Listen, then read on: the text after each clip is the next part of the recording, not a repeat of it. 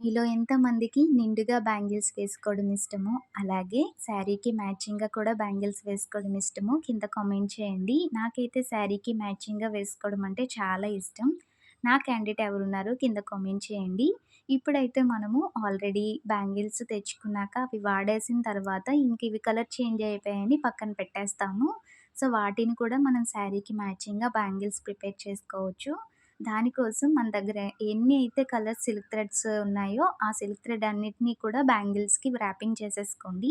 Next gum apply చేసుకొని అక్కడక్కడ sugar beads అనేవి అంటించుకున్నాక డ్రై అయిపోయాక వాటన్నిటిలోకి ఇలా ఉంటుంది.